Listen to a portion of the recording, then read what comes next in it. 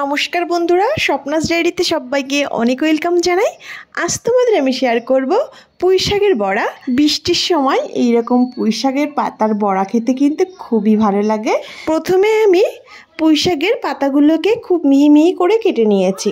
যতটা সম্ভব একটা পাত্রে নিয়ে নিচ্ছি কুচনো পুঁই শাকের পাতাগুলো। এবার আমি যে উপকরণগুলো দেব সেগুলো একটা পাত্রে নিয়ে নিয়েছি। এখানে আমি নিয়েছি একটা কুচনো পেঁয়াজ, 1 চামচ আদা আর রসুন কুচি, সঙ্গে স্বাদ মতো লঙ্কা কুচি দিয়ে দিচ্ছি। কুচনো পেঁয়াজগুলো হাত দিয়ে একটু ভেঙে দিয়ে দিলাম। তারপর আদা রসুন কুচি এবং স্বাদ মতো লঙ্কা কুচি দিয়ে দিচ্ছি। বড়ায় একটু ঝাল ঝাল হলে খেতে খুবই ভালো লাগে, তবে যে যার স্বাদ অনুযায়ী লঙ্কাটা অ্যাড করবে। অন্য সাইডে আমি কিছুটা মুসুরির ডাল ভিজিয়ে রেখেছিলাম 20-30 মিনিট মতো। তারপর শিলনোড়ায় খুব ভালো করে বেটে নিয়েছি। তোমরা মিক্সিতেও বেটে নিতে পারো, তবে জলটা কিন্তু একদমই দেওয়া যাবে না। এবার বেটে রাখা ডাল দিয়ে দিচ্ছি। এরই সঙ্গে অ্যাড করে দেব পরিমাণ মতো লবণ এবং হলুদ। যে যার স্বাদ অনুযায়ী লবণটা অ্যাড করবে, তবে বুঝে দিতে হবে, কারণ শাকটা মাখার পরে অনেকটাই কমে আসে, তাই লবণটা অবশ্যই বুঝে দেবে। সব কিছুকে বেশ ভালো করে মেখে নেব। হাত দিয়েই খুব ভালো করে মেখে নিতে হবে।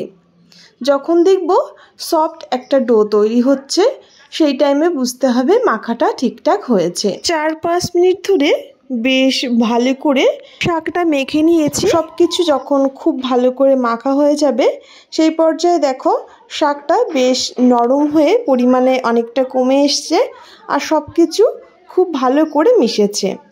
এবার শাকটাকে এক জায়গায় রেখে অন্যদিকে আমি কড়াইটা বসিয়ে দেব। হালকা তেলেই আমি বড়াগুলো ভেজে নেব।